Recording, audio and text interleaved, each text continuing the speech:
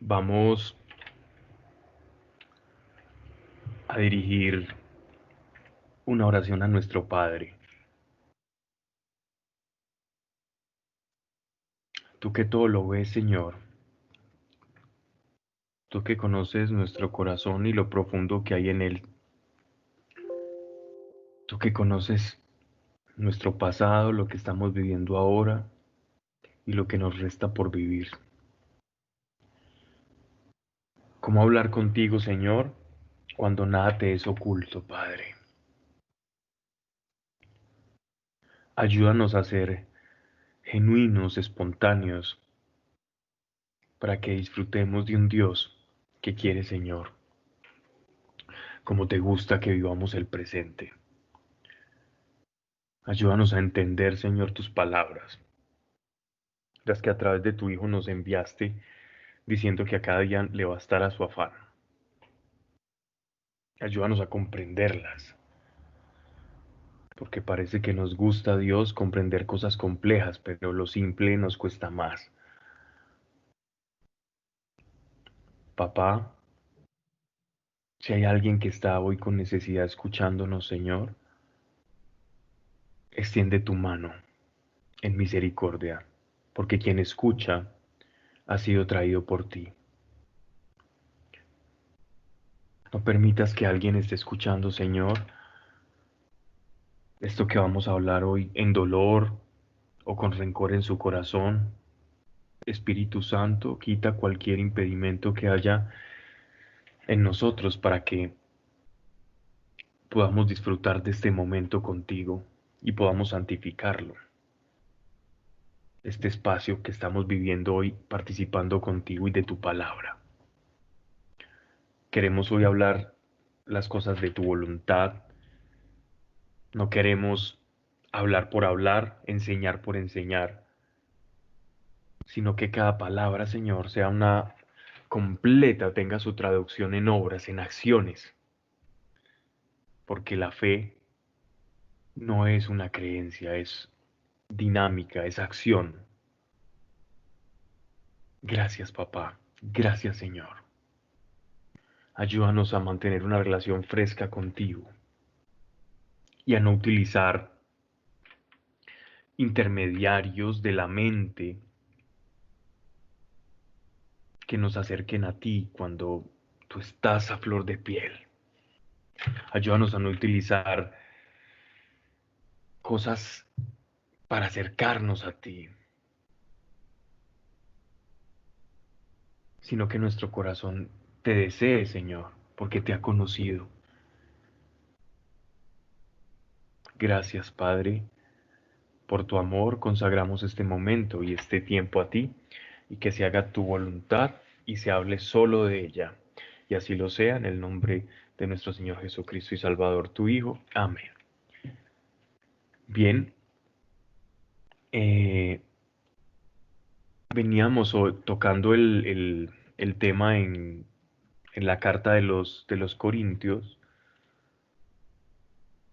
y, y hablábamos sobre el matrimonio y sobre la conciencia y cómo el apóstol va comenzando, de acuerdo a la revelación y la ciencia que tenía, a explicarnos esa unión marital, lo trascendente, lo importante que es para la vida de la iglesia.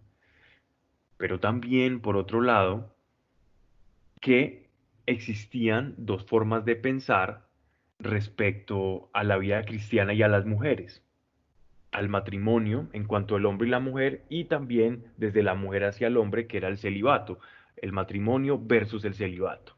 Y que algunas facciones, algunas personas privilegiaban el celibato como una manera en la que se veía el matrimonio como algo abominable, como algo carnal e instintivo, producto más de las pasiones que de una unión espiritual. Y entonces el apóstol nos va a traer a colación su estilo de vida, que era conforme a su propósito y al don que tenía de castidad, comparándolo con el estilo de vida matrimonial. Entendamos que para entender la complejidad y la altura a la que Dios ha llamado o ha elevado el matrimonio, o una pareja, esta unión que llamamos matrimonio, la podemos estudiar bíblicamente, no solo desde Génesis, pero dentro del Nuevo Testamento, en la carta de los Efesios. Es cuando se nos explica y el apóstol Pablo expone toda la revelación que tenía respecto al llamado al matrimonio, como un llamado supremamente, no solo sublime, sino también importante y de alta responsabilidad. Y leíamos también un pasaje de la carta a los Efesios en la que Dios le dice a los hombres, género masculino, que han de amar a sus esposas como Cristo amó a la iglesia. Y también da la parte según el corazón de la mujer, según el rol femenino, también da unos matices de cómo es el deber o la responsabilidad espiritual de una mujer respecto al varón. Y allí sí podemos encontrar el nivel en el que el apóstol Pablo tenía el matrimonio. Recordemos que el texto que está aquí en esta carta que estamos escudriñando de Corintio es precisamente es una respuesta a una pregunta que le hacían al apóstol y dos bandos que estaban enfrentados, algunos tenían la tendencia hacia el estoicismo o los epicúreos, que eran aquellos que privilegiaban un poco el no prescindir de ningún placer, por banal que este pareciera, si eso me iba a hacer lograr como una felicidad interna y si yo no iba a ser esclavo de ese placer. Mientras que los estoicos, a partir de la privación de ese placer, alcanzaban la ataraxia, que era ese estado de plenitud en la que yo estaba por encima de mis cinco sentidos. Esto como para resumir un poco algo de lo que hablábamos sin ser muy filosóficos en la charla pasada. Entonces, ahora vamos a entrar a otro texto porque esta carta es muy densa y tiene varios temas, varios puntos que el apóstol Pablo nos va a tocar. Vamos entonces a iniciar con el capítulo 8, verso 1. Esto que el apóstol Pablo nos va a hablar acá es como ya terminó la exposición respecto al matrimonio, respecto a la sexualidad y también hacia la persona que tenía como pareja a la esposa de su padre, a su madrastra, y va a tocar otro tópico según una carta que con inquietudes que le habían enviado al apóstol, ¿cierto? Y respecto a esta inquietud, entonces él va a comenzar a exponer su respuesta. Cuanto a las carnes sacrificadas a los ídolos, sabemos que todo tenemos ciencia. Sabemos que todos tenemos ciencia. ¿Ok? ¿Qué nos está diciendo el apóstol Pablo con sabemos que todos tenemos ciencia y con ídolos? ¿Cierto? Recordemos que estamos en un contexto del primer siglo donde la cultura de Grecia es una cultura grecorromana. Y en ese contexto habían una serie de deidades, dioses, con sus respectivos templos y sacerdotes. Generalmente estos templos estaban dotados de estatuas enormes, algunas en mármol, en piedra tallada preciosa, y a estas estatuas se les llevaba ofrendas, ofrendas de todo tipo, desde ofrendas que consistían en guirnaldas florales, también se llevaban prendas, alhajas, joyas, y también era lo más común llevar alimentos granos, como también alimentos cárnicos, alimentos de carne animal. Y estas se llevaban a los dioses, generalmente estas estatuas, debajo de las estatuas o algunas venían en sus manos, portaban como unas especies de receptáculos, de bandejas, que hacían parte de la misma estatua en la que los oferentes, aquellos que iban a llevar el sacrificio, lo depositaban en ese lugar. Cuando eran sacrificios o ofrendas, perdón, florales, habían como unas tinajas llenas de aceite de oliva donde las personas llevaban las flores e iban depositando los pétalos de las flores y se veían entonces todos estos templos llenos de pétalos florales como flotando en ese aceite que estaba en las tinajas. También los sacerdotes, cuando llegaban los oferentes subiendo las escalinatas de los templos, los recibía o un dependiente del sacerdote o el sacerdote mismo que hacía las funciones de aceptar o no el sacrificio o la oferta que estaba haciendo la persona que era devota a ese Dios o que quería comprar o pagar un favor o, hacer, o rendirle tributo a su deidad, ¿no? Y bien, este sacerdote aceptaba o rechazaba el sacrificio según su sistema ritual, ¿vale? En Corinto había una deidad que era, digámoslo así, como la que tenía la supremacía o era mayormente adorada, al que le habían dedicado un templo enorme, y es que en el istmo de Corinto se ubicaba una estatua de Poseidón gigantesca, y a esa estatua llegaban de todas partes de Grecia, de Roma y del mundo antiguo colonizado por los griegos a depositar todas sus ofrendas. Entonces ya se pueden imaginar el bullicio y todo lo que giraba en torno al templo y a este tipo de religión. Es precisamente estas estatuas a lo que el apóstol se está refiriendo como ídolos, todas estas deidades del panteón griego. Entonces, cuando dice, cuanto a las carnes sacrificadas a los ídolos, sabemos que todos tenemos ciencia, significa que él está presumiendo, perdón, él está asumiendo que aquellos a los que va dirigida la carta ya saben o tienen una teología respecto a los ídolos, ya tienen una ciencia, un conocimiento cristiano de quiénes son los ídolos y qué son o qué representan o qué peligro pueden presentar a la iglesia o a la fe.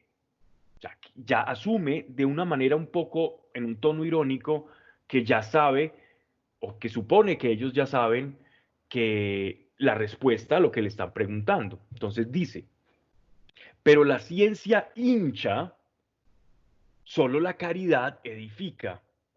Estas palabras tienen mucha importancia porque entonces el apóstol Pablo nos está haciendo diferencia entre tener conocimiento de lo que está bien y lo que está mal, según el Evangelio, según la revelación que se desprende del Espíritu Santo, de la catequesis, de la formación que podamos tener, pero añade otro tipo de ciencia, y es la ciencia que va acompañada de caridad. El conocimiento en nada edifica, pero dice que la caridad edifica. Si ese conocimiento que tenemos de Dios no se traduce, no hace metamorfosis en caridad, que caridad es amor, entonces significa que tienes un conocimiento meramente intelectual, pero que el conocimiento de Dios, de Cristo verdadero, no se ha encarnado en nuestro corazón. Y esto es lo que diferencia radicalmente a un simpatizante y a un creyente de verdad. El conocimiento de la norma versus el conocimiento de la misma que se traduce en obras. Y miren que añade, si alguno cree saber algo, aún no sabe lo que conviene saber. Si alguno cree saber algo, aún no sabe lo que conviene saber. Nos está diciendo el apóstol que hay un saber humano que podemos compartir, pero que ese amor humano necesita una condición. Verso 3 es la condición. Pero el que ama a Dios, ese es conocido por él. Detengámonos aquí un momento y vamos a desatorar este nudo que el apóstol Pablo nos está revelando.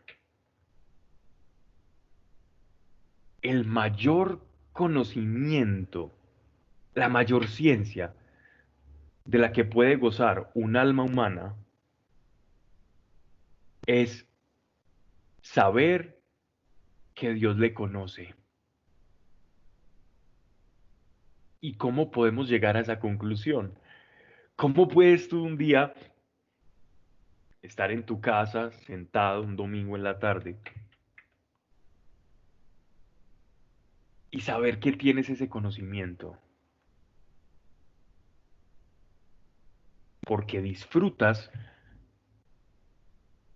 que en cualquier momento gozas del privilegio, que en cualquier momento puedes dirigirte a Dios porque sabes que Él te conoce. Ese es un conocimiento grandioso. Y si nosotros le amamos a Él, si nosotros lo buscamos a Él, si nosotros nos acercamos a Él, porque el amor, para que el amor exista, es necesario que dos partes interactúen. El amor no nace del egoísmo. El egoísmo es lo contrario al amor, porque el amor es una participación de dos. Y la intimidad es lo que solamente se puede dar entre esos dos. La intimidad que Dios tiene contigo no es la intimidad que tuvo con el apóstol Pablo, no es la intimidad que ha tenido con cualquier persona creyente en la fe o alguien que tú conozcas en la misma fe, porque de lo contrario ya no sería intimidad. Ese es el privilegio que nosotros tenemos con Dios, en que cada uno de nosotros podemos tener intimidad. Y es que ven que esta palabra la solemos utilizar mucho en ASV, y es intimidad con Dios. Pero ¿qué es intimidad? Es ser quien yo soy realmente delante de Dios. Y yo delante de Dios soy completamente irreemplazable, nadie me puede sustituir, nadie puede ser yo delante de Dios. Yo tengo una impronta, tengo un código de barras único, algo que me confiere Dios, una identidad única que no se puede repetir, no se puede duplicar, no se puede clonar, no se puede falsear. Y esto es lo que te hace valioso a ti delante de Dios. Y por eso es que Dios te conoce y te ama, porque eres diferente. Y esta intimidad con Dios se da precisamente en el elemento de que tú y yo somos únicos delante de Él. ¡Qué privilegio el que tenemos!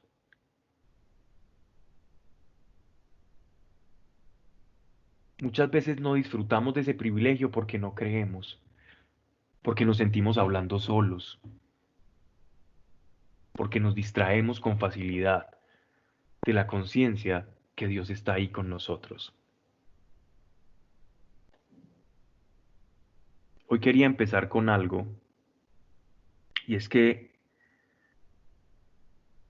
a veces tratamos a Dios como si fuera un padre con una varita mágica, y es muy normal caer en esa relación con Él. Es decir, todopoderoso, creador del cielo y de la tierra, sana enfermos, levanta muertos, abre el mar, hace milagros, da sueños, da visiones. Y se nos antoja un poco el comenzar a tratar a nuestro Padre de los cielos como una varita mágica, como alguien que está siempre pendiente de nuestra necesidad para venir a ayudarnos, como un sirviente con una varita mágica.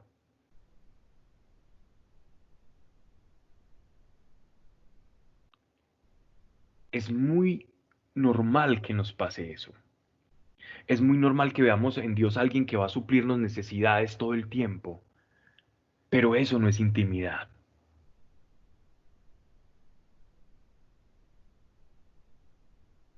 Cuando nuestra oración se convierte en una lista de supermercado, o en una carta de aguinaldos o de reyes para Dios y dije, ah, sí, hoy oré, ¿sí? ¿Y qué oraste hoy? Ah, es que hoy le pedí a Dios esto, esto, esto, esto. Pues déjame decirte que eso no es oración, eso es pedirle cosas a Dios. Orar es muy diferente. Yo llamo a un domiciliario, le doy una lista y él va y me consigue las cosas, regresa a casa, me trae las cosas y yo no tuve ningún tipo de intimidad o de fraternidad con el domiciliario. Simplemente es alguien que hace un mandado y se le paga por hacerlo y ya está. Y sin pensarlo a veces Dios, nuestra relación se torna en eso. Oh Dios, es esto. Y orar, vamos a orar, no es que tenemos que orar. Nos tomamos todos de las manos y comenzamos a pedirle cosas a Dios. Ojo, no es que está mal pedirle cosas a Dios. Él mismo nos dice, busquen y hallaréis, pidan y se os dará, medida justa, medida grande o medida apretada. Y usen la fe. Y nos motiva a usarlo. Nos motiva a gozarnos de la fe y de un Dios que quiere compartir cosas con nosotros. Pero pensemos en un Dios que nos llama hijos. Solo por un instante pensemos en un Dios que te llama hijo, que nos dice, tú eres mi hija amada, tú eres mi hijo amado.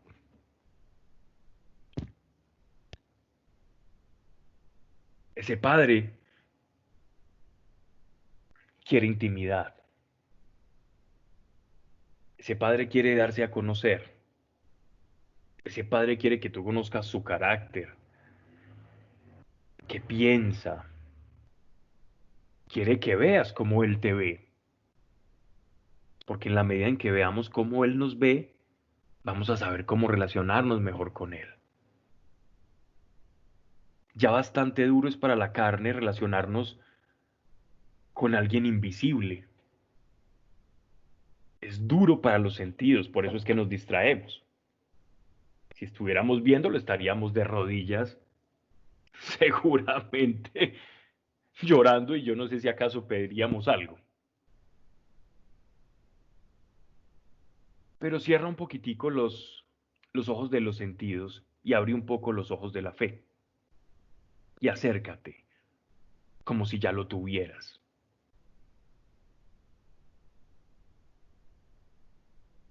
Y acércate a Él como Padre, porque de esa manera es que Él se quiere dar a conocer. Dios se dio a conocer en el mundo antiguo como el Shaddai, el Señor de las alturas. Se dio a conocer como el Elohim, el Creador omnipotente de todo.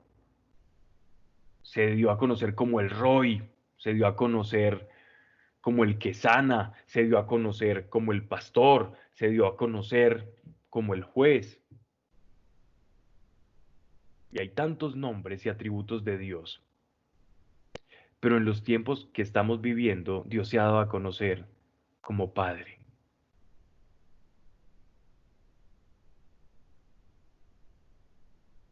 Busquémoslo, busquemos a Dios como Padre. Usemos los ojos de la fe. Desprendámonos un poco de la vara mágica, del poder sobrenatural de Dios.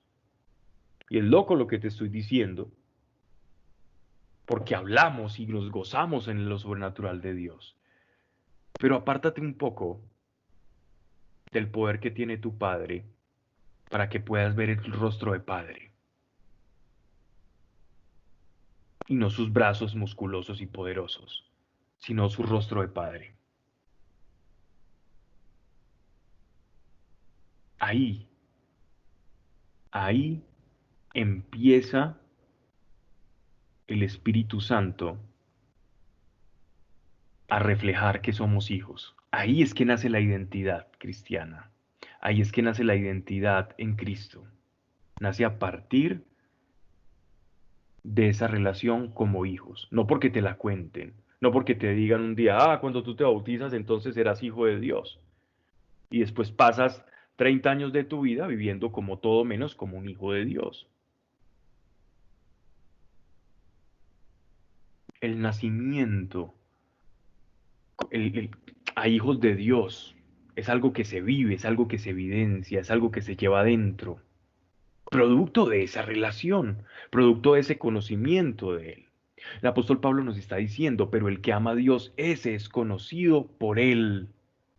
Esta expresión conocer es una expresión de intimidad.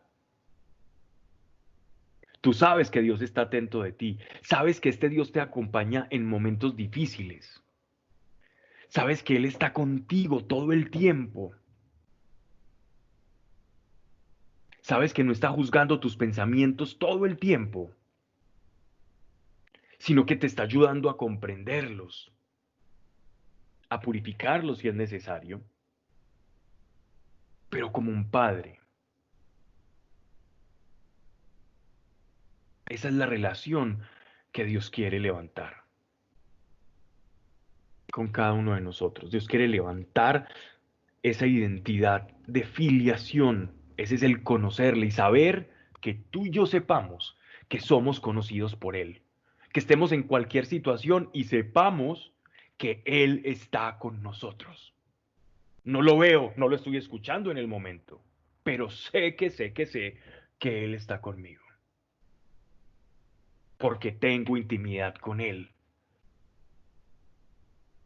Y ya no paso los problemas solos, ya no paso las alegrías solos, ya no estamos solos.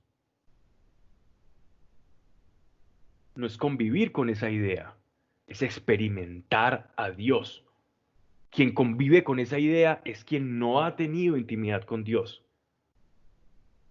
que le toca emular a través de ideas o de actos religiosos aquello de lo cual carece en el corazón y en el alma, que es esa relación única que produce la intimidad con Dios. Verso 4. Pues bien, acerca del comer las carnes sacrificadas a los ídolos, a estas carnes se les conocían como los idolíticos, que eran ese alimento que les digo que se ponían sobre esas bandejas y que aceptaban los sacerdotes. En este caso el templo era consagrado, creo que se me pasó, el gran templo era consagrado a Poseidón, dios de los mares, ¿no? Y uno de los tres dioses principales del panteón griego. Y eh, generalmente se les llevaban estas carnes y de estas carnes podían comer los sacerdotes que se llevaban una porción, otra la podía también comer el ayudante del sacerdote y la persona que la ofrecía muchas veces también se le devolvía una porción, digámoslo, bendecida por ese Dios o aceptada por ese Dios, y ese que el Dios aceptara una ofrenda hacía que la persona que llevase esos alimentos iba a sentir que tenía una especie de bendición o influencia especial sobre ese alimento, y muchos de ellos vendían esos alimentos consagrados a un Dios o aceptados por los sacerdotes en los mercadillos populares. Y habían muchos toldos y tienditas donde se ofrecía esa carne. Y eran tantas que era muy difícil saber para aquellos que habitaban en Corintio, podían saber qué carne había sido sacrificada a este o aquel Dios, ¿no? Digo para los creyentes. Dice, sabemos que el ídolo no es nada en el mundo y que no hay más Dios que uno solo. Esto se supone que la iglesia lo debía saber como un principio fundamental. Solamente existe Dios. Eso está en Deuteronomio, lo podemos leer desde, desde Moisés, desde el Éxodo hasta el Apocalipsis. Todos estos dioses no existen, son creaciones humanas. Solamente hay un Dios y esa es la revelación más grande de la antigüedad a través de Moisés. Dice, porque, verso 5, aunque algunos sean llamados dioses, ya en el cielo, ya en la tierra, de manera que haya muchos dioses y muchos señores, para nosotros no hay más que un Dios, el Padre, de quien todo procede y para quien somos nosotros, y un solo Señor, Jesucristo, por quien son todas las cosas y nosotros también, refiriéndose a que nosotros somos en el nuevo nacimiento, unidos a Cristo, una nueva creación. Por eso dice como que nosotros somos en Cristo, porque somos en realidad en el mundo espiritual otra especie. Aquel que une su espíritu al de Cristo, que está unido al Padre, santificado en el Hijo, nos hacemos uno con Dios, unidos a través del Hijo. Por eso somos cristianos y por eso somos nueva creación. Verso 7. Pero no todos saben esto. Habituados de antiguo a los ídolos, comen esas carnes como realmente sacrificadas al ídolo, y su conciencia se mancha por su flaqueza. Punto bien interesante el que está tocando aquí el apóstol Pablo. Miren que esto se parece mucho a el pasaje que leíamos anteriormente cuando estábamos hablando en la carta de los romanos del escándalo y de aquellas personas que el apóstol llama flacos o débiles en la fe y los fuertes en la fe. En este caso especial, verso 7 se está refiriendo a aquellos que también en 14 de Romanos se está refiriendo a los flacos en la fe. ¿Quiénes son entonces estos flacos en la fe? Personas del mundo gentil y pagano que estaban acostumbrados a este tipo de prácticas, a ofrecer sacrificios a Poseidón, a Artemisa, a todos los dioses, y que el solo hecho de pensar que por accidente iban a comer alguna porción de carne que había sido ofrecido a un ídolo, o viendo que alguien de la iglesia estaba comiendo una porción de esa carne que compró quizás en uno de estos mercadillos populosos, entonces al verlo, debido a su flaqueza de fe, se iba a escandalizar tanto que su fe misma iba a colapsar. Claro, y aquí hay un principio interesante porque miren que por eso el apóstol Pablo nos está diciendo en los versículos anteriores, miren que se supone que todos saben esto, que solo existe un Dios y que todo este tipo de dioses son inventos de los hombres. Como dice el profeta, son instrumentos de barro, de piedra o de madera que ni oyen ni ven, ni pueden entender absolutamente nada. Entonces, para un creyente que entiende que eso no es absolutamente nada, sabe que la naturaleza de la carne, que de pronto puede comprar por accidente porque ya no se distinguía qué carne se había ofrecido o no, porque muchas personas de esos ventorrillos ofrecían una porción de la carne que iban a vender o de los alimentos o los granos a los templos para que les otorgara una bendición especial y poder obtener después, con la venta de lo que quedara, mayores ganancias. Entonces, tranquilamente podrían aquellos comprar algo que estaba ofrecido a los ídolos aún sin saberlo. Dada esta situación, entonces el apóstol Pablo les aclara que debido a estos corintios, era supremamente fácil confundirse y que, entendiendo este contexto, voy a leer nuevamente el verso 7 para que veamos y comprendamos la mentalidad de la época y por qué el apóstol Pablo nos está arrojando luz en esto. Pero no todos saben esto, habituados de antiguo a los ídolos, no todos saben esto. ¿Qué es esto? Que esos seres son completamente inanimados. De pronto ellos creían o que eran demonios o que eran falsos dioses, pero que eran una suerte de entidad que podía ejercer algún tipo de influencia sobre estas cosas, ¿cierto? Entonces dice, comen esas carnes como realmente sacrificadas al ídolo y su conciencia se mancha por su flaqueza. Ojo, si tu conciencia, y este es el punto o el quid de aquí, de este pasaje, si tu conciencia, que es donde es como el megáfono, es el micrófono que utiliza dentro de ti el Espíritu Santo para alertarte de ojo con lo que estás haciendo. Si tu conciencia te mancha por eso, corra y no lo coma, no lo alimenta. Si usted cree que eso ejerce una influencia negativa, no lo coma. hasta que el Espíritu Santo por su ciencia le revele qué hacer o no. Pero si su conciencia en estos momentos le está rearguyendo, entonces absténgase de comerlo. Verso 8. Obviamente este pasaje del que estamos hablando ya no tiene, digámoslo así, mucha representación, como si en el mundo antiguo, eh, respecto a nuestra vida actualmente, ¿cierto? Porque ya lo de comidas sacrificadas a los ídolos cambiaría un poco el contexto, ¿cierto? A menos que te vayas a un restaurante de la India donde ellos ponen las estatuicas de Shiva, de Vishnu, de Krishna y hacen, digámoslo así, como todas sus bendiciones y todos sus rituales para los alimentos que están produciendo y que vas a comprar. De lo contrario, no es una situación que se presenta de una manera fácil o tenga una representación en el mundo contemporáneo. Dice verso 8, pero no es la comida la que nos hace aceptos a Dios. Ojo, no es la comida la que nos hace aceptos a Dios. Dios de tajo nos está diciendo, no nos está rechazando por algo que sabe que no va a cambiar la naturaleza de ese alimento. Lo que sí puede cambiar la naturaleza del alimento que tú estás llevando a tu interior es tu conciencia. Si tu conciencia te está acusando por ese alimento, no te vayas en contra de tu conciencia. Mas si tu conciencia, por el conocimiento que tienes de la palabra y de los principios de Dios, no te está rearguyendo, sino que dices, eso es una tontería, nada tiene que ver conmigo, entonces es diferente. Pero no es la comida la que nos hace aceptos a Dios y ni por abstenernos escasearemos, ni por comer abundaremos.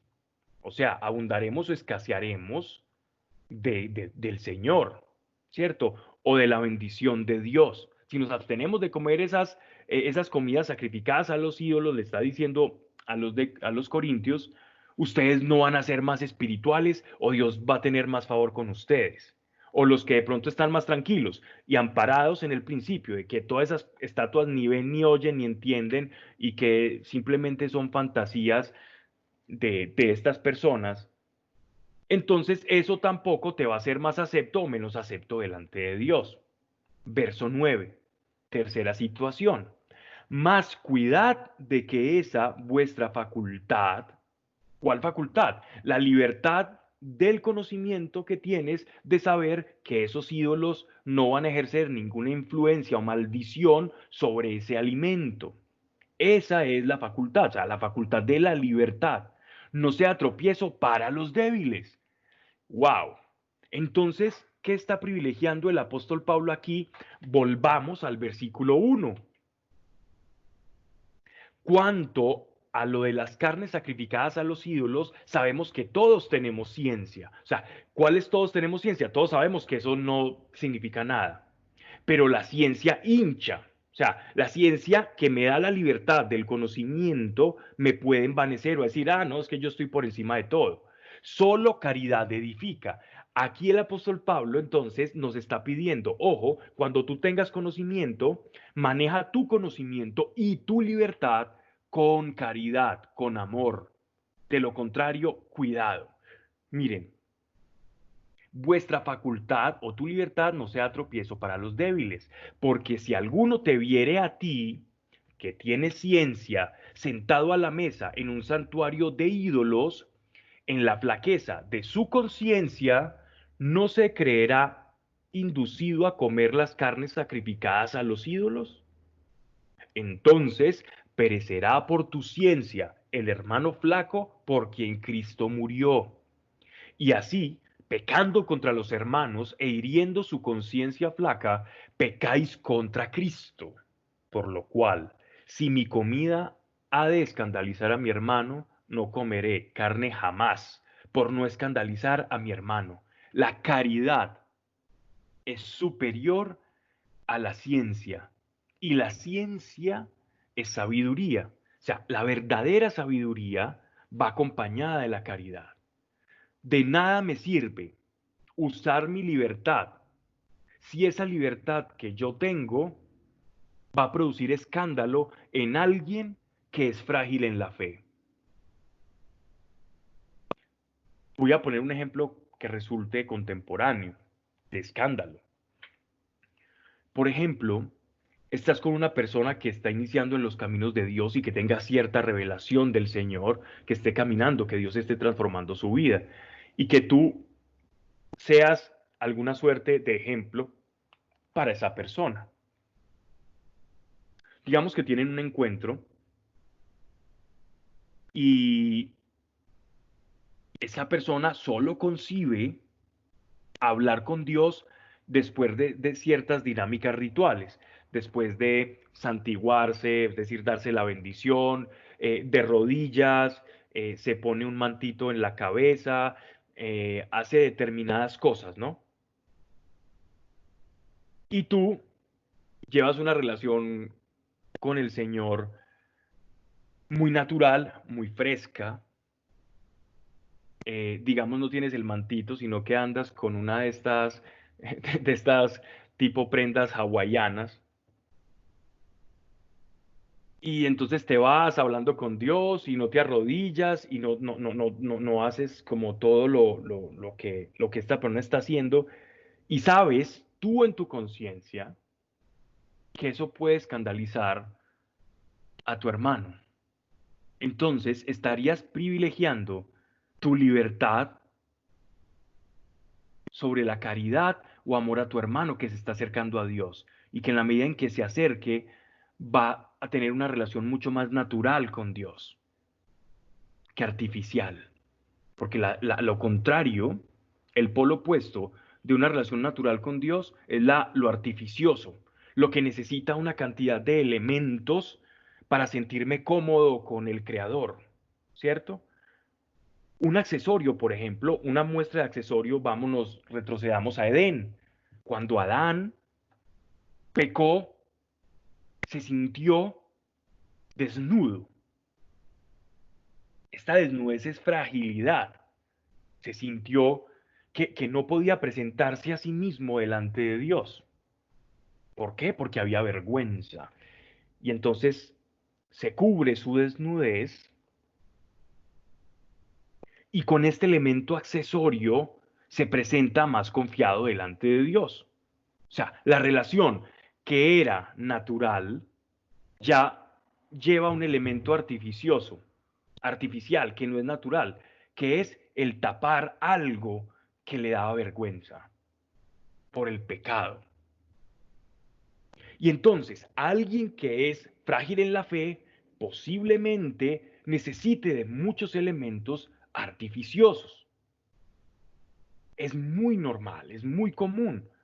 Y tú que llevas tiempo en la fe, que puedes prescindir o tener elementos y que por tenerlos o prescindir no va a cambiar en lo absoluto tu relación con Dios, no vas a ser menos o más bendecido por usar esto o aquello, por ponerte falda larga o falda debajo de las rodillas, no vas a ser más o menos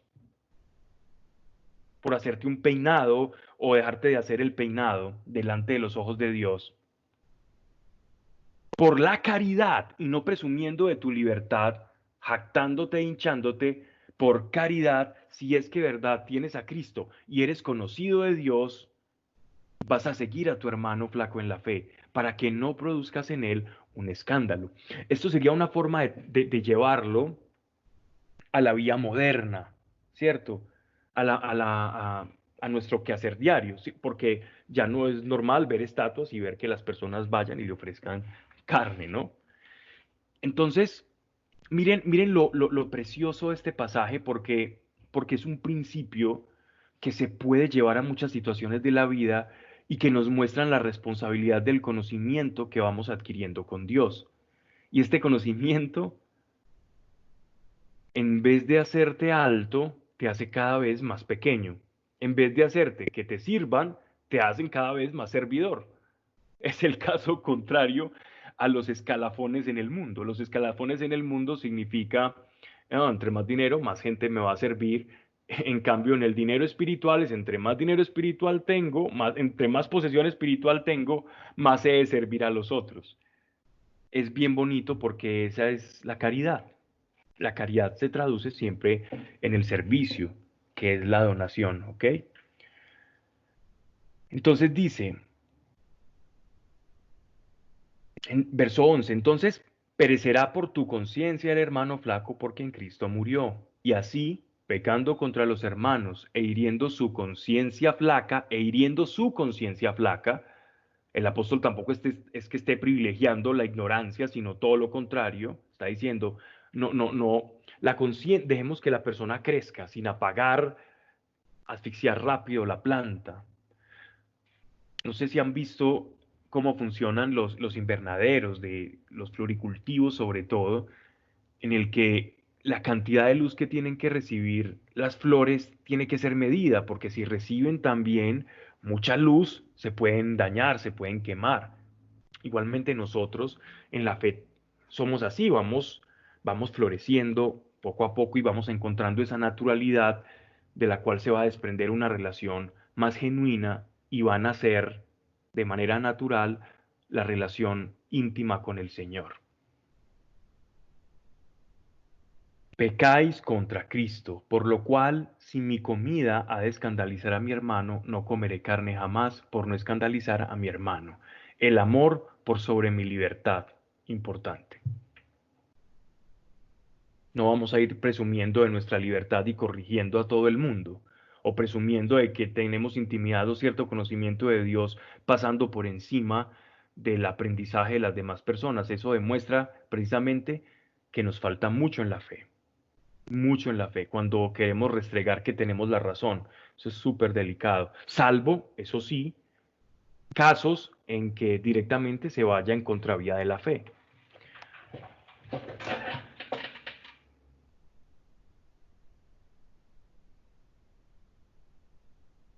Vamos entonces, para quienes quieren de pronto ampliar un poquitico esto del escándalo, que es algo maravilloso que todos deberíamos escudriñar en la escritura, podemos ir al texto, pues incluso están las grabaciones de Romanos, en las que hablamos del capítulo 14, capítulo 14, del versículo 14 al 21. Pablo añade mucho más, de una manera mucho más específica y más clara a lo que estamos hablando. Capítulo 9, verso 1. ¿No soy yo libre? ¿No soy apóstol? ¿No he visto a Jesús nuestro Señor? ¿No sois vosotros mi obra en el Señor? Aquí el apóstol está haciendo un interrogante, obviamente para apuntalar toda su exposición que sigue a continuación, sino que también está refiriéndose a los de la iglesia como que ellos son como un terreno el cual él sembró. Él es el sembrador de la palabra en ellos y esa palabra brotó de manera sobrenatural. Entonces, por eso les hace la pregunta, ¿no sois vosotros mi obra en el Señor? Verso 2.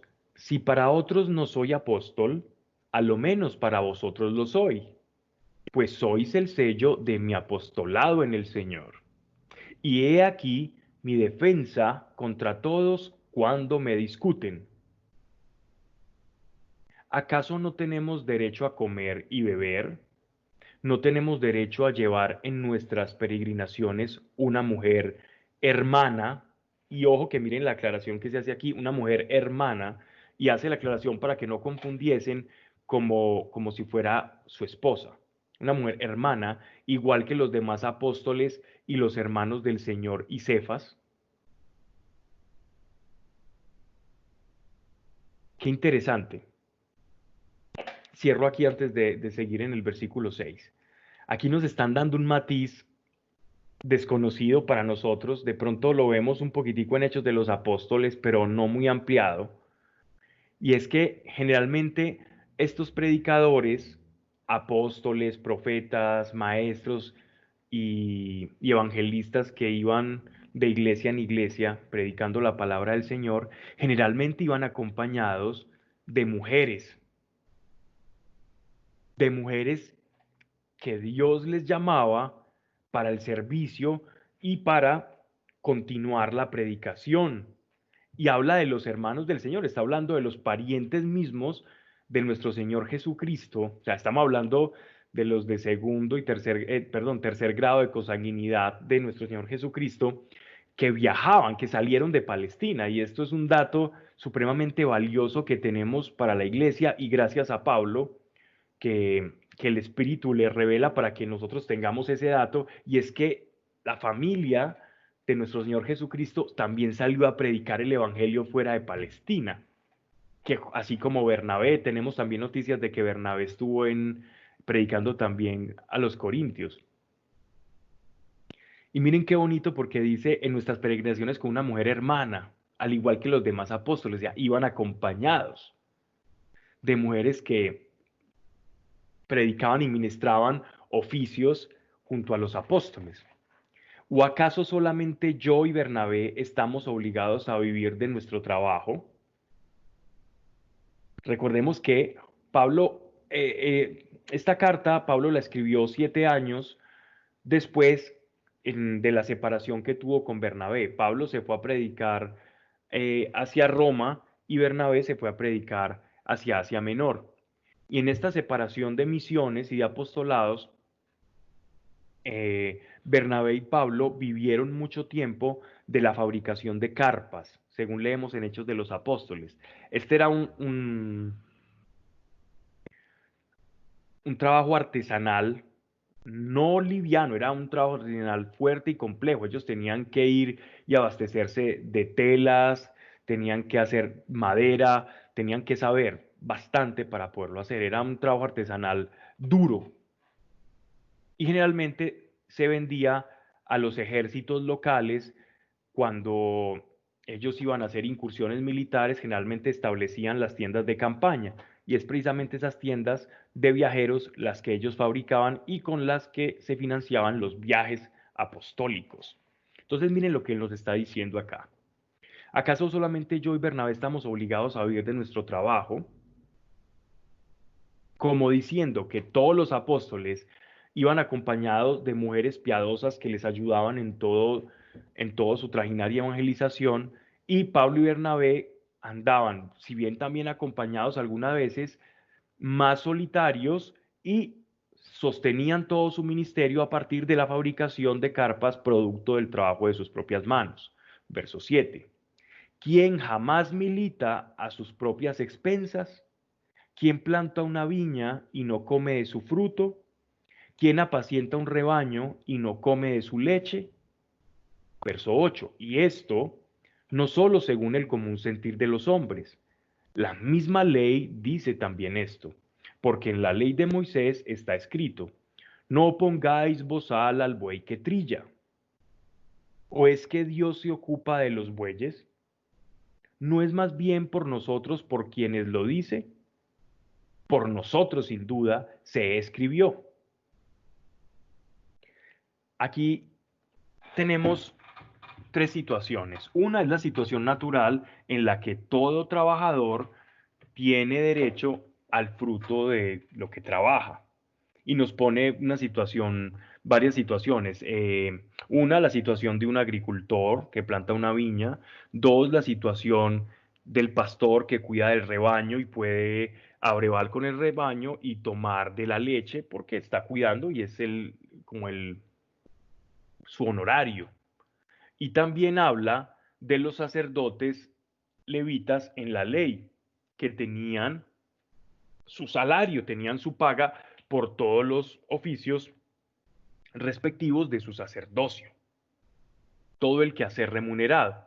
Entonces, por eso Pablo está poniendo, no solamente en el contexto humano, sino según la ley, eso es lo natural. Y utiliza también la expresión de no pongáis bozal al buey que trilla, es decir, deje que el buey que le está dando de comer, que le está produciendo algo a usted, también pueda comer de lo que usted está produciendo, del alimento que le va a producir a usted, deje que el buey mientras trilla pueda comer, y eso lo dice la ley, porque habían personas que le ponían bozal al buey en esa práctica para que el buey no pudiese comer de lo que estaba trillando al arar el campo. Y esto no tiene sentido porque hasta el buey merece su salario y él está utilizando esa expresión de la ley y la está llevando a la predicación. que esperando los frutos, ara el que ara y trilla el que trilla. Es normal. Si sembramos en vosotros bienes espirituales, qué mucho que recojamos bienes materiales. Si otro tiene derecho a participar en vuestros bienes, ¿no lo tendremos más nosotros? Pero no hemos hecho uso de este nuestro derecho, antes hemos soportado todo género de privaciones para no poner obstáculo alguno al Evangelio de Cristo. ¿No sabéis que los que ejercen las funciones sagradas viven del santuario y los que sirven al altar del altar participan? Y es que esto era una medida normal, tanto para la antigua Grecia, aquellos que ejercían las funciones sagradas, los sacerdotes que recibían los sacrificios y decían cuál era apto o no, tenían derecho a una porción para comer, porque si no, no habría sacerdocio, y también aquellos trilladores y empleados tenían derecho. Los apóstoles, todos excepto Bernabé y Pablo, hacían uso de ese derecho porque eran predicadores itinerantes, pero Pablo y Bernabé, en cambio, privándose de ese derecho, fabricaron, para no escandalizar a nadie, su propio sustento, salvo en algunas ocasiones donde, donde Pablo es ayudado por la iglesia, sobre todo cuando tuvo ese problema en los ojos, donde necesitó todo el apoyo de la iglesia para poderlo superar. Miren, miren qué interesante el ejemplo del apóstol Pablo, que siguiendo el contexto, el relato de no escandalizar y por la debilidad de los otros, por la fragilidad del nuevo creyente, él se está privando incluso de algo que la misma ley de Dios, que Dios mismo les dice que es un derecho de ellos. Por el amor se está privando incluso de un privilegio, quizá un privilegio, de un honorario,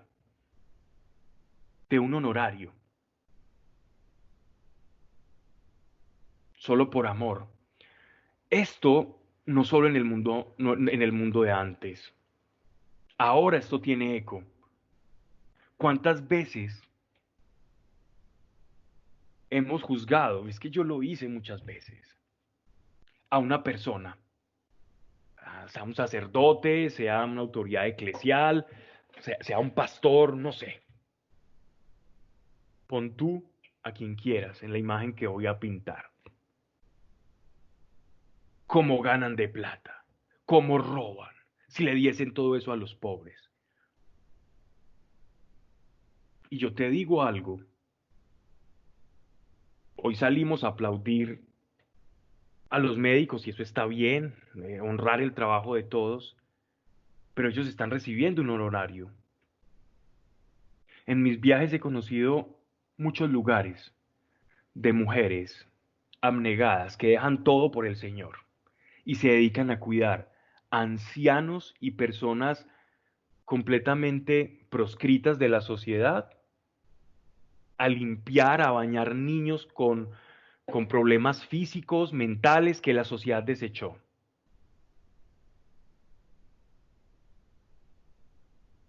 Todo el tiempo entregando su vida. Pero a veces somos tan laxos en nuestra manera de hablar, porque no nos intentamos poner un poco más arriba y saber que en la iglesia están todos los matices. ¿Y qué me importa si este tiene? Pues si tiene mejor. Y si este sacerdote vive bien y alguien le regaló una casa, un carro, pues que lo disfrute. Nos quedamos con un evangelio mendicante. El santo de Asís, el gran San Francisco de Asís, fue un hombre que reaccionó, fue un movimiento reaccionario al despropósito y despilfarro y desviación que había en la iglesia. Pero todos nos quedamos con una visión de iglesia como la orden mendicante del santo de Asís.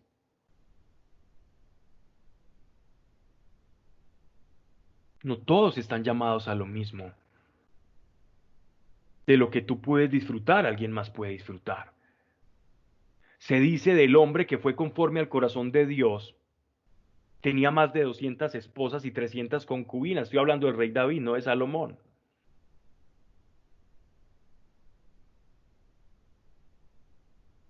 Fue el hombre que tuvo a Israel más unido y era un hombre conforme al corazón de Dios. Pero tenemos una visión muy distorsionada de la fe. Y como Pablo sabía el corazón de las personas, el corazón de la humanidad, que tiene esa condición, entonces él dice, aún me voy a privar de algo que es un honorario para no escandalizar a los que pensarán, mira, este viene a predicarnos para que le demos nuestro dinero. Y por amor a aquellos que por ese pensamiento rechazarían el mensaje, por la sedición de su corazón, se priva de algo para que el mensaje pueda entrar más fácil. Ese es el ejemplo de Pablo.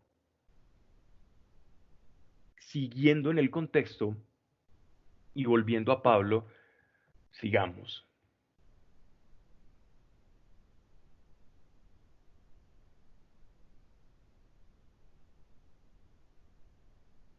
Si otros tienen derecho a participar en vuestros bienes, no lo tendremos más nosotros, pero no hemos hecho uso de este nuestro derecho, antes hemos soportado todo género de privaciones para no poner obstáculo alguno al Evangelio de Cristo, o sea, para que la palabra, para que la semilla caiga sin obstáculo. ¿Y cuál es el obstáculo? El corazón del que escucha, que está pensando en que tiene o no cuál predicador, en cómo se viste, en qué carro llega o qué tamaño es la iglesia, qué sé yo, cualquier excusa que pueda poner un corazón mezquino para no recibir el mensaje de Dios.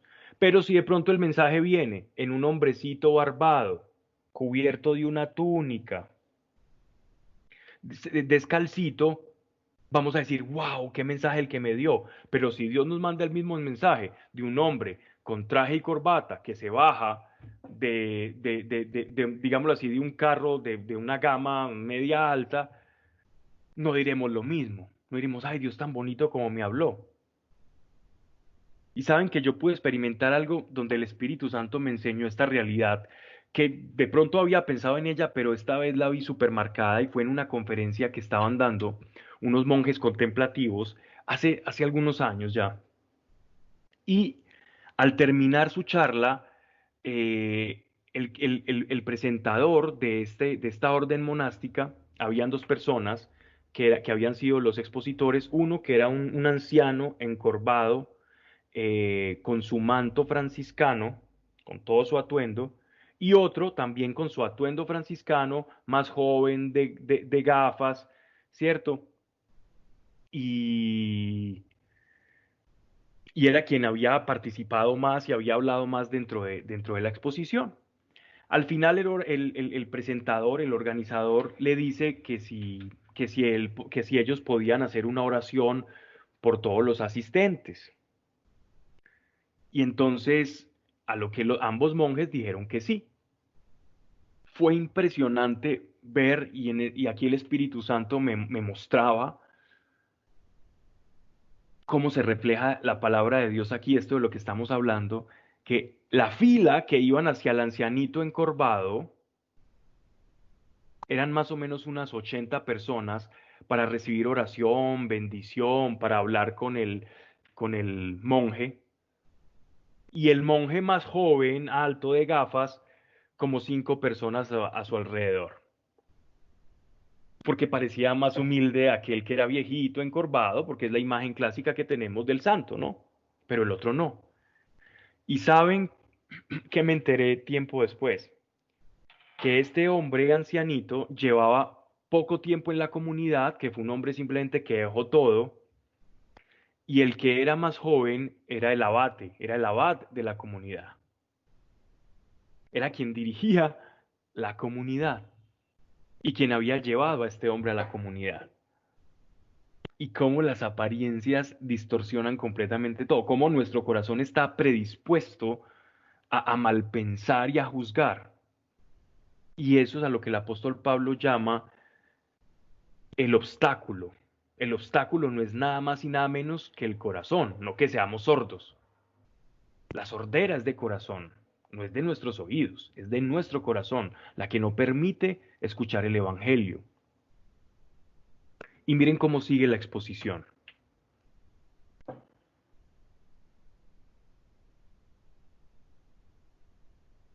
¿No sabéis que los que ejercen las funciones sagradas viven del santuario y los que sirven al altar del altar participan?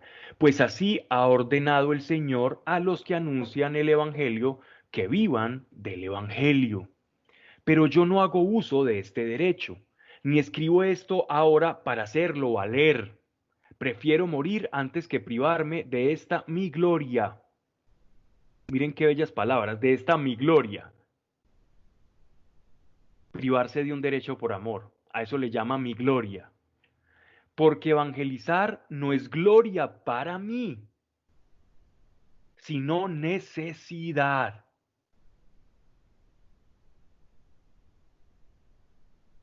Necesidad.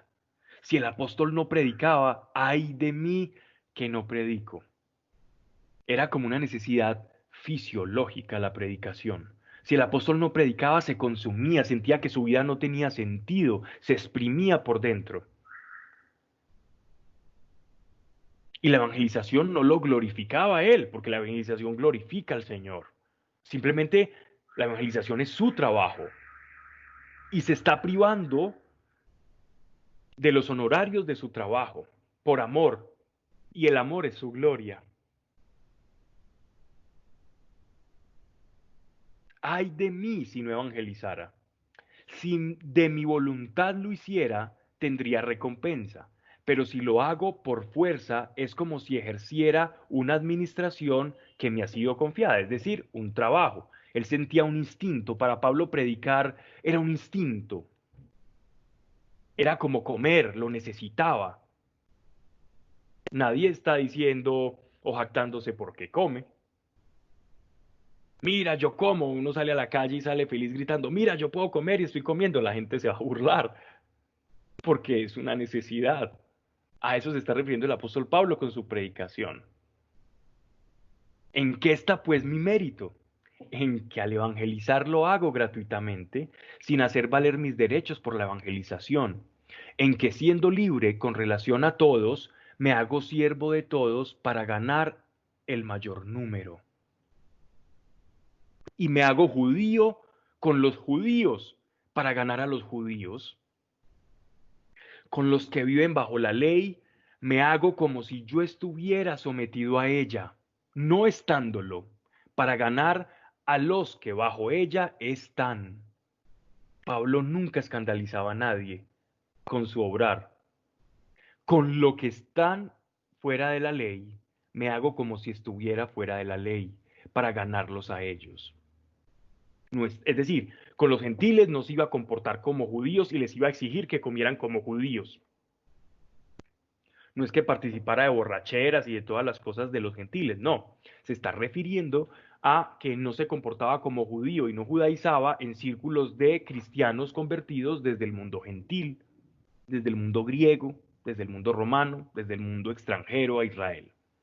No estando yo fuera de la ley de Dios, sino bajo la ley de Cristo. Esa era su ley. Y la ley de Cristo es el amor.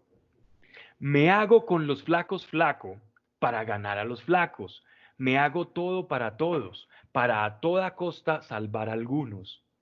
Todo lo hago por el Evangelio para participar en él. ¿No sabéis que los que corren en el estadio, todos corren, pero uno solo alcanza el premio? Corred pues de modo que los alcancéis. Y quien se prepara para la lucha, de todo se abstiene, y eso para alcanzar una corona corruptible, mas nosotros para alcanzar una incorruptible. Y yo corro, no como a la aventura, así lucho, no como quien azota el aire, sino que castigo mi cuerpo y lo esclavizo, no sea que, habiendo sido heraldo para los otros, resulte yo descalificado. Palabras muy cargadas de los juegos ísmicos que se realizaban en Corinto. Esos juegos sísmicos eran unas fustas o deportes, como una especie de Juegos Olímpicos que se realizaban cada 2 años en primavera, en honor al dios Poseidón y también a Melicertes. Estas eran como las dos personalidades que se honraban. Melicertes y Poseidón, que era pues obviamente la figura principal, el dios de los mares, ¿cierto? Y era muy bonito porque dentro de los juegos que se realizaban habían luchas, habían carreras, había después en el siglo tercero también se fueron incorporando competencias de poesía, de actuación, incluso como discusiones filosóficas y el público definía cuál era el ganador por la veracidad y por la fuerza de los argumentos. Y esto se fue como haciendo muy rico hasta que poco a poco pues la influencia griega y el mundo ya romano terminó eclipsando todo esto, pero a ellos les debemos los Juegos Olímpicos, de Olimpia, ¿no? De ahí deriva su nombre. Y Pablo está haciendo uso de dos de las competiciones. Una era la de los pancracios. Pancracios suena chistoso, pero pancracios, panes significa en griego todo, y kratos significa como fuerza. Los pancracios eran como unas luchas en la que los dos boxeadores, los dos pugiles que estaban forcejeando, podían hacer uso de ciertas técnicas y algunas veces hasta podían utilizar artimañas o golpes bajos, y el que primero derribase al otro ganaba, ¿ya? Y quien ganaba se le otorgaba una corona de laurel. Y entonces Pablo se está como asemejando su vida a la de estos hombres luchadores que reciben muchos golpes, pero Pablo no quiere la corona de laurel, sino que Pablo sabe que esa corona de laurel es corruptible, una corona de laurel la tienes y se te va a secar cuando la ganes.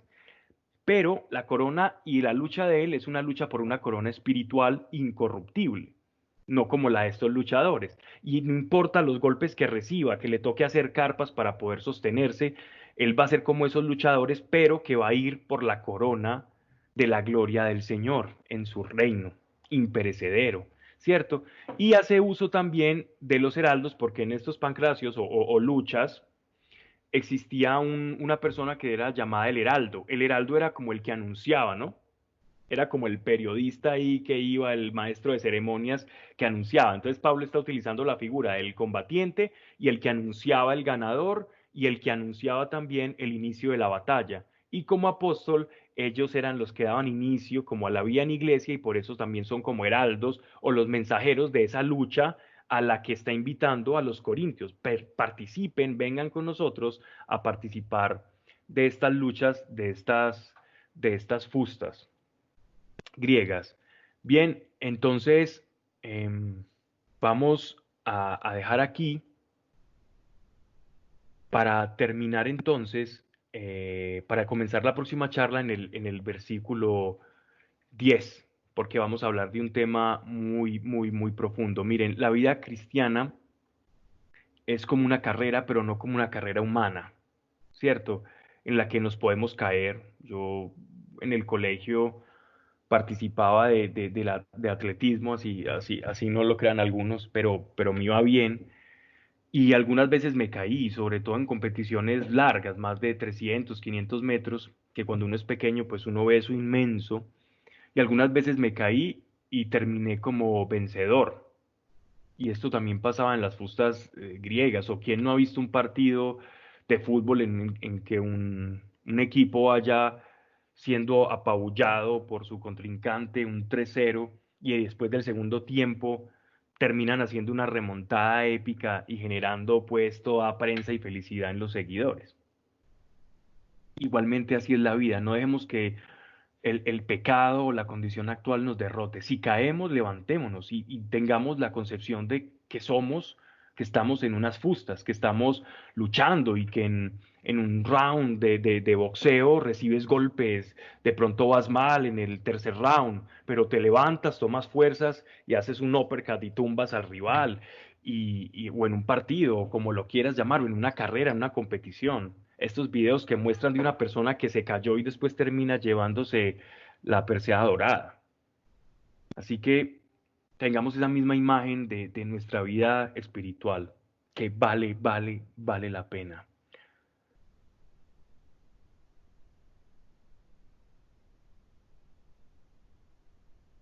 Gracias, Señor, por Andrea, Señor. Gracias, Dios, porque nos has escuchado. Señor, hálito de vida, Señor, sobre ella y ningún proceso infeccioso, Señor, se enseñoree, Señor, de su cuerpo y de sus pulmones, limpios, como testigos todos quienes estamos acá en el nombre de Jesucristo de Nazaret, así sea. Y Padre, gracias por Camilo, Señor. Gracias, tu mano poderosa extendida, Señor. Gracias, Señor.